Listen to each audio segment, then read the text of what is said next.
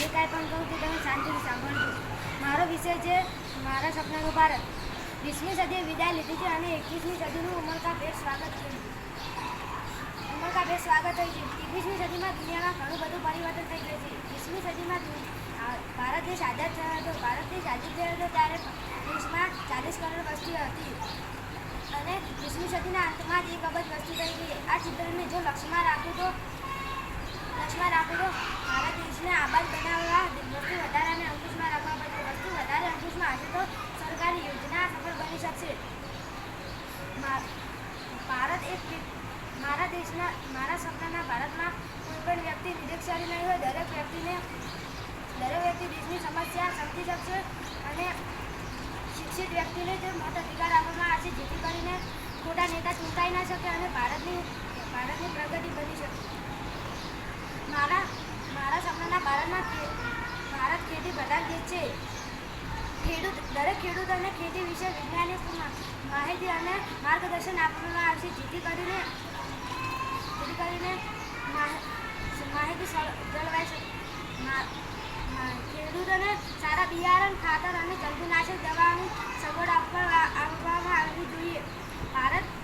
મારા સપનાનું ભારતમાં કોઈ પણ વ્યક્તિ બેકાર નહીં રહે. દરેક વ્યક્તિ નાનો કે મોટો વ્યવસાય અને નોકરી જાળવી શકશે. મારા સપનાના ભારતમાં જાતિ, કોમ અને બોલી એક જ હશે જેથી એકતા અને અખંડિતતાનું નુકસાન નહીં થાય. મારા સપનાના ભારતમાં બેરોજગારી, મોંઘવારી અને બેકારી નહીં રહે જેથી ભારતમાં લોકો સુખ શાંતિથી જીવી શકશે. મારો વિષય છે મોબાઈલના ફાયદા અને ગેરફાયદા. મોબાઈલના ગેરફાયદા. કેમ કે દરેક સિક્કાને 2 પહેલું હોય છે. અમને હજી સુધી જાણવામાં આવ્યું છે કે મોબાઈલ ફોનથી ફક્ત ફાયદા થાય છે, પરંતુ તે પણ સાચું છે કે મોબાઈલ ફોનથી ઘણા ગેરફાયદા પણ થાય છે. જેની માહિતી રાખવી પણ મહત્વપૂર્ણ છે. કેટલાક છોકરાઓ અને છોકરીઓ મોબાઈલ ફોનનો વધારે ઉપયોગ કરે છે અને રાત દિવસ મોબાઈલમાં રોકાયેલા હોય છે. ત્યાં લેખન અધ્યયનમાં તેઓ કામ કરે છે. તેઓ મોબાઈલ ફોનમાં એટલા વ્યસની હોય છે કે તેઓ તેમના વાસ્તવિક જીવન સાથે કોઈ લેવા દેવા હોતું નથી અને આ રીતે તેઓ તેમનો અભ્યાસ લખે છે. મોબાઈલ ફોનનો સતત ઉપયોગ કરવાથી લોકોના સ્વાસ્થ્યને અસર કરે છે અને આખો દિવસ શરીરમાં ખૂબ જ રેડિયેશન જાય છે. એનાથી ઘણું નુકસાન થાય છે. તે વખતે કેટલાક લોકો મોબાઈલ ફોનને માથે રાખે છે. ઘણા લોકોને ટેવ હોય છે કે તે વાહન ચલાવતી વખતે મોબાઈલ ફોનનો ઉપયોગ કરે છે.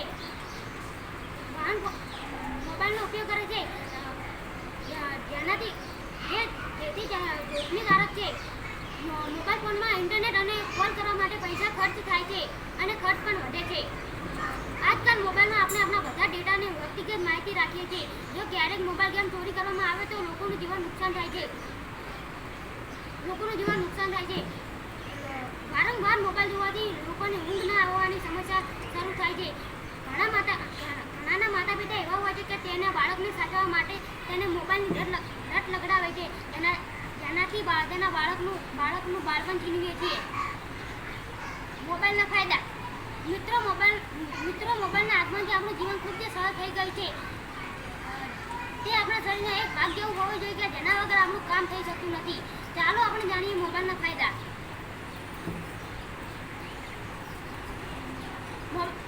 મોબાઈલ ફોનના લીધે આપણે કોઈ પણ સંબંધી સાથે વાત કરી શકીએ છીએ.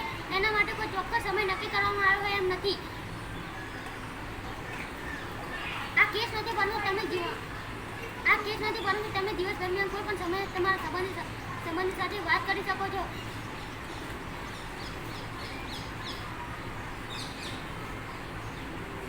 મોબાઈલ ફોનના લીધે આપણે